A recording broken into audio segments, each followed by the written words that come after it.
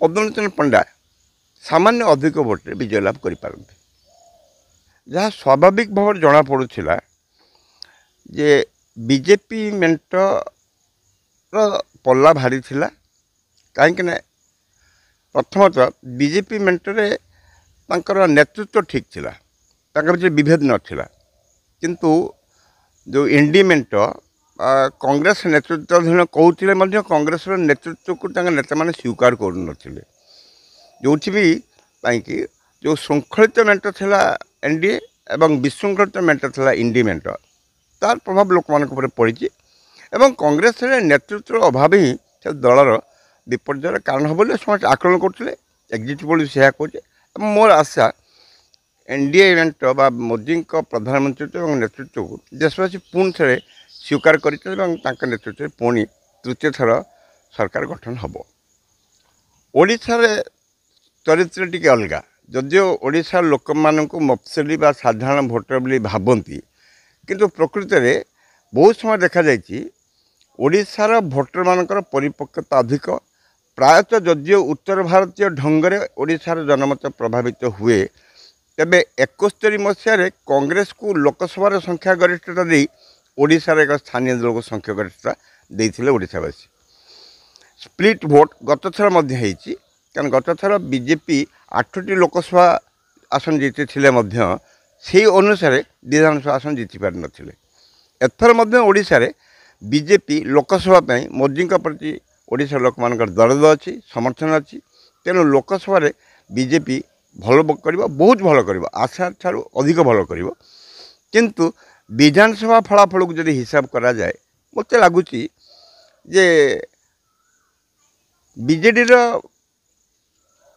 आसन संख्या कमिब एपरिक 100 तल को आसी जाइपे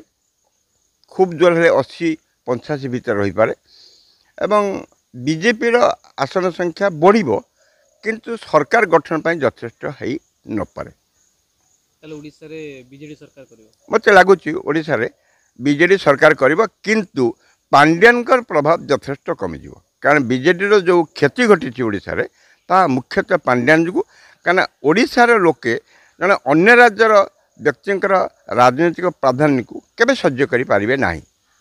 से दृष्टि पांड्यान बीजेडी प्रभुत क्षति घटो हते सरकार करिपारे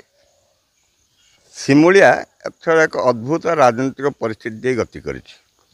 निर्विवाद कह जाइपारे सिमुलियार भोटर मानकर लोकसभा अभिमन्यु छठी प्रति दरद एवं प्रबल जनसमर्थन थिला से बीजेडी हूँ कांग्रेस हूँ कि बीजेपी हूँ विधानसभा से मैंने दिमत प्रकाश करते लोकसभा समस्ते अभिमन्यु छठी को भी पसंद कर विधानसभा आसन रे सिमुलिया रे एक प्रकार द्वंद्व रही भोटर से भोटर माने प्राय मुह खोलु नथिले कारण से माने एक प्रकार कहवा गले तीन दलर प्रार्थी को ग्रहण कर पार नथिले प्रथमतः जब कांग्रेस कथा कहवा जातीय स्तर में कांग्रेस विपर्य जो कांग्रेस प्रार्थी नवागत उच्च शिक्षित हेले दलपाई से ग्रहणीयता भोटर पाखे नाला बीजेपी जे पद्मलोचन पंडा से आगु कांग्रेस 3 थर एमएलए होते अतीतर कार्यकलाप जो प्रति किसी लोक विश्वास पड़ते किंतु दलटी भल बोली बीजेपी दल प्रार्थी बोली बीजेपी दल सहानुभूति भोट से पाई एवं बीजेडी दल जे प्रार्थी हेले से निर्वाचन मंडल प्रार्थी नुहति तेना साधारण लोक कहते कौन आम एमएलए को देखा करने भुवनेश्वर जीवु कि वार्धक्य भत्ता कि विधवा भत्ता कि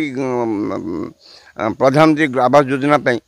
दस्तखत भी आमको भुवनेश्वर जावाक पड़ो 2000 टका खर्च करा पड़ो ना दलाल को धरिया पड़ो आम 40 वर्ष धरी आम विधायक को आम घर पाखे देखुलु बीजेडी प्रार्थी जदि जीतती आम हाथ बांधारे पाइबना किंतु नवीन बाबूर प्रभाव एवं बीजेडी सांगठनिक जो प्रति किसी भोट बढ़ी पारे किंतु जी भी जितब खूब कम भोट्रे 2-3 हजार भोट्रे जितब किंतु लोकसभा पार्टी अभिमन्यु सेठी बीजेपी बीजेडी हो जी विधानसभा प्रार्थी को जितवा विधानसभा प्रार्थी यथेष्ट अधिक भोट पाइबे तथापि का सपक्षरे भल भोट जाई मत लगुच अल्प व्यवधान हेले जो बाहर अंचल प्रार्थी एवं संपूर्ण अपरिचिता नवागता एवं तांकर ସିମୁଳିଆ ନିର୍ବାଚନ ମଣ୍ଡଳୀର କୌଣସି ପକଡ଼ ନଥିବା ହେତୁ